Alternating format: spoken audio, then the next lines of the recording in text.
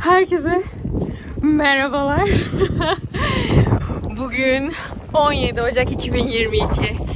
Şu an saat öğlen 1 ve daha dün kanalıma yüklediğim videoda demiştim ki daha hiç kar yağışından dolayı okulların tatil olduğunu bilmiyorum. Ve bugün kar yağışından dolayı okullar tatil oldu.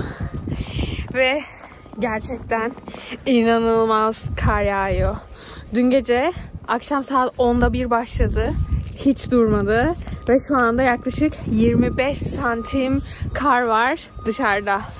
Bizim evimizin önü birazcık daha böyle kar böyle yağdığı için biz bayağı bir şu anda küredim ben buraları. Bayağı bir kar var. Fakat karşı mesela şuralarda falan karşı komşunun önünde bizim evin önündeki kadar yok. Kar küreme araçları yine çalışıyor ama faydası yok çünkü çok hızlı yağıyor kar. Bu arkamdaki ne biliyorsunuz, şu kapıda asılı olan. Mila öyle uykusuna yattı çünkü onun da okulu kapalı. İlk defa bir yıldır Mila okula gidiyor, ilk defa okulunun hava şartlarından dolayı kapalı olduğunu gördüm. Hava soğuk değil asla. Hava gayet iyi.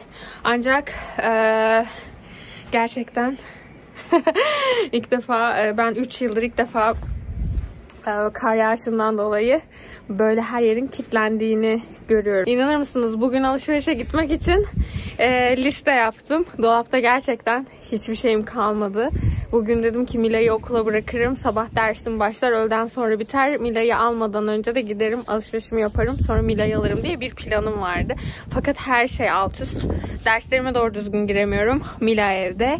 Çağlar'ın da bugün önemli bir sınavı var. Bildiğiniz üzere o da artık bir real estate öğrencisi. Önemli bir sınavı var saat 4'te. Erteleyemeyeceği bir sınav. O yüzden sabahleyin ben derse girdim. O Mila'ya baktı. Öğleden sonra da ben derse giremeyeceğim. O da birazcık sınavı için son kez göz atacak. Gerçekten inanılmaz. Dün böyle bir video paylaşıp her yeri çok iyi kürüyorlar. İşte hayat asla durmuyor burada. Son gaz devam ediyor. Yok çocuklar sırtına çantalarını alıyor falan derken al sana. Ben asla mutsuz değilim çünkü ben karı inanılmaz seviyorum. Bakın size şöyle göstereceğim. Ne kadar kar var. Ayağımı sokuyorum ve daha da gitse gider yani şu anda. Kar kalınlığı bundan ibaret arkadaşlar. Ama yolları gün içerisinde birkaç kere döndüler ve birazcık daha azalttılar. O yüzden normal yürüyebiliyorum buralarda. Fakat bakın burada bile şu yandaki uzunluk şeyden, yükseklikten anlayabilirsiniz. Bu yürüme yollarını kürüyorlar.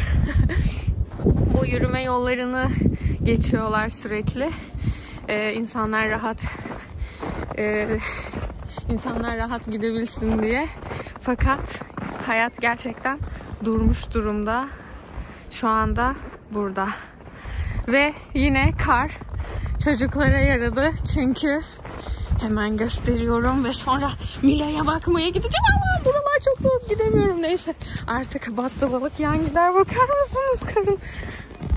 Ve burada da şöyle hemen koşa kayan çocuklar var. Hi. İnanılmaz. Yani daha önce de bu kadar yoğun kar yağışı olmuştu ama şu an kar küremeleri falan da çok aktif değil. Bana kalırsa evet gerçekten baş edilmez bir kar yağışı. Fakat normalde kar yağmaya başladığı anda tuzlama ve yol çalışmaları başlardı. Bu sefer şöyle bir şeye denk geldi. Covid'den dolayı okullar açılsın mı açılmasın mı diye ülkede tartışmalar dönerken üstüne bu kar yağışı okulları sanki açmamak için bir sebep oldu gibi. O yüzden de bugün her yeri tatil yaptılar. Normalde bu buranın baş edemeyeceği bir kar yağışı değil gibi sanki. He? Ve Miloş burada uyuyor hala.